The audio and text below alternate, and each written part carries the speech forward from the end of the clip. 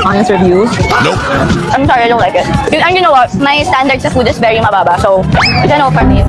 It's a no for me. Umani ng matinding batikos sa social media ang content creator na si Bea Bores matapos ang kanyang ginawang food review sa kilalang food destination na Fusion Alley. Sa kanyang latest vlog, ibinahagi ni Bea ang kanyang karanasan sa pagtikim ng sushi mula sa isang food vendor. Kapansin-pansin sa video na direkta niyang sinabi ang kanyang opinyon habang nasa mismong harap ng nagtitinda at patuloy ang kanyang pagre-record. Ayon sa kanya, mula pa lamang sa simula ng vlog ay nilinaw na niyang magbibigay siya ng honest review, kung saan hindi lahat ng matitikman ay magugustuhan niya. Gayunpaman, hindi ito nagustuhan ng maraming netizens. Agad na kumalat ang video at umani ng samut-saring reaksyon online. Para sa ilan, naging insensitive umano ang paraan ng kanyang pag-deliver ng kritisismo, lalo na't ginawa ito sa harap ng vendor at sa isang pampublikong lugar kung saan maraming nakakakita. Ayon sa isang netizen, okay lang naman maging honest sa review, pero sana may respeto pa rin sa paraan ng pagsasabi. Nakaka-embarrass iyon para sa nagtitinda, lalo na kung may camera at maraming tao.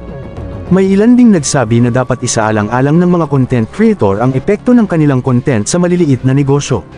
Dahil sa malawak na reach ng social media, ang isang negatibong review ay maaaring makaapekto sa reputasyon at kabuhayan ng isang vendor. Dagdag pa ng ibang netizens, hindi raw maiiwasan na magkaiba-iba ang panlasa ng bawat tao. Malamang hindi niya magustuhan kasi pangmasa ang target market ng pagkain, hindi katulad ng fine dining na nakasanayan niya, ayon sa isang komento. Sa gitna ng kontrobersya, agad namang nagsalita si Bea upang linawin ang kanyang panig. Sa kanyang pahayag, iginiit niyang bahagi ng kanyang content ang magbahagi ng tunay na karanasan, positibo man o negatibo.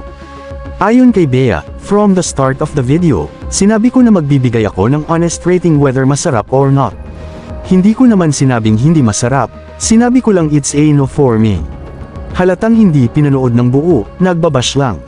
Inamin din niya na maaaring may pagkukulang sa paraan ng kanyang pag-deliver, ngunit naninindigan siyang mahalaga ang pagiging totoo sa kanyang audience. Para sa kanya, isa ito sa dahilan kung bakit siya nakilala bilang content creator, ang kakayahang ipakita hindi lang ang maganda kundi pati ang hindi kaaya-ayang karanasan. Sa kabila nito, patuloy pa rin ang diskusyon online. Maraming netizens ang naniniwala na bagamat mahalaga ang honesty sa content creation, hindi dapat kalimutan ang empathy, respeto, at professionalism, lalo na kung ang nire-review ay mga maliliit na negosyante na umaasa sa kanilang pang-araw-araw na kita. Ang insidenteng ito ay nagsilbing paalala sa parehong content creators at viewers tungkol sa balanseng paggamit ng kalayaan sa pagpapahayag at ang responsibilidad na kaakibat nito, lalo na sa panahon ng digital media kung saan mabilis kumalat ang impormasyon at opinyon. Sa kasalukuyan, wala pang inilalabas na opisyal at detalyadong pahayag si Bea Bores hinggil sa isyu, ngunit inaasahang magpapatuloy ang usapin habang patuloy itong pinag-uusapan sa social media.